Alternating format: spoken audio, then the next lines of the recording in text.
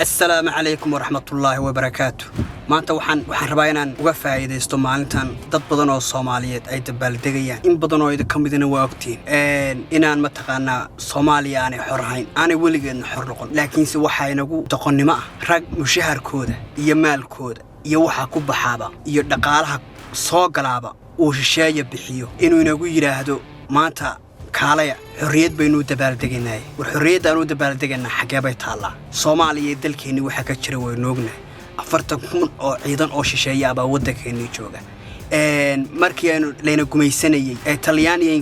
Ingiriisku dalkeena joogeen wiilka iyo gabadha Soomaaliyeed inta la qaado London iyo Rome lagu maxkamadeynay maantana tiyo kale bay jirtaa wiilka Soomaaliyeed inta laga soo qabto xeebtii badiisa iyo bariga dhulkiisa inta laga soo qabto Mareykan iyo London iyo Rome wali lagu maxkamadeeyaa marka xorriyadda ay u dabaaldegaynaa maxay tahay xorriyadda ay u dabaaldegnaa ayaa jirta xorriyaddu waa inuu qofku maskaxdiisa xooggiisa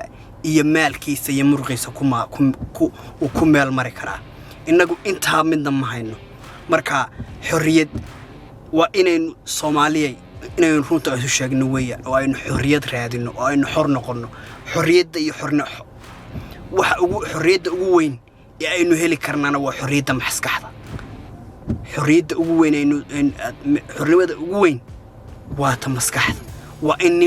waa inaanu nin walba waxa uu doono aanu inoo sheegi karin nin isagii maanta uu shisheeye ilaaliyo oo shisheeye qaybiyay oo 15 maamul goboleed uu ka dhigay ayaa ku leh xorriyad baynu dabaaldegaynaa intuu istaago oo mar yaro calala oo birku sudab ku leeyahay xorriyad war xorriyaddu sidaa maaha xorriyaddu waa inaad maalkaaga iyo muruqaaga iyo maskaxdaada aad ku meel mari kartaa xorriyadda uu qof bili aadani gaari karaa waa ta xorriyadda maskaxda bal aynu xorowno waa aynu ku xorowno in wixii la doono la inoo sheego